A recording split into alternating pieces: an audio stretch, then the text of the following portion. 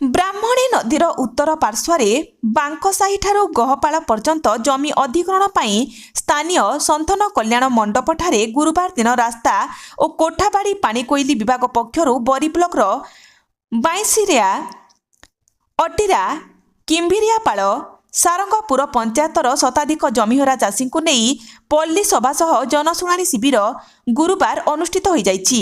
ଏ ଶିବିରରେ ବରୀ ତହସିଲଦାର ଦୀପ୍ତିମୟୀ ବେହେରା, ବରୁଆଁ ସେକ୍ସନ ଯନ୍ତ୍ରୀ ଭଗବାନ ବେହେରା, ସରକାରୀ ଅମିନ ବ୍ରାହ୍ମଣୀ ବଞ୍ଚାଅ ଆବାହକ କୁଲମଣି ଶୁଳ୍କ, ବାଇଁଶିରିଆ ଆର୍ଆଇ ପ୍ରଶାନ୍ତ ରାଉତ ପ୍ରମୁଖ ଉପସ୍ଥିତ ରହି ଜମିହରା ଚାଷୀଙ୍କ ସହ ବିଭିନ୍ନ ପ୍ରସଙ୍ଗରେ ଆଲୋଚନା କରିଥିଲେ। ବିଭିନ୍ନ ଅଞ୍ଚଳରେ ଥିବା ଜମିର ସରକାରୀ ମୂଲ୍ୟ ବିଷୟରେ ତହସିଲଦାର ମଧ୍ୟ ଆଲୋଚନା କରି ଏ ବିଷୟରେ ଜିଲ୍ଲାପାଳଙ୍କୁ ଅବଗତ କରାଇବା ପାଇଁ ଉପସ୍ଥିତ ଥିବା ଚାଷୀଙ୍କୁ ପ୍ରତିଶ୍ରୁତି ଦେଇଥିଲେ।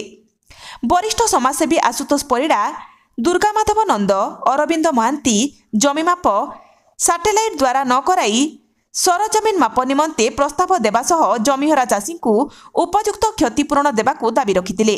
ଅନ୍ୟମାନଙ୍କ ମଧ୍ୟରେ ବାଇଁଶିରିଆ ସରପଞ୍ଚ, ଅଟିରା ସରପଞ୍ଚ ସମିତି ସଭ୍ୟ, କିମ୍ଭିରିଆପାଳ ସରପଞ୍ଚ ପ୍ରତିନିଧି, ବରିଷ୍ଠ ଚାଷୀ ଶରତ ସ୍ୱାଇଁ, ସୁବାସ କର, ପଦନ କର ପ୍ରମୁଖ ଉପସ୍ଥିତ ରହି ଦାବି ବିଷୟରେ ଆଲୋକପାତ କରିଥିଲେ।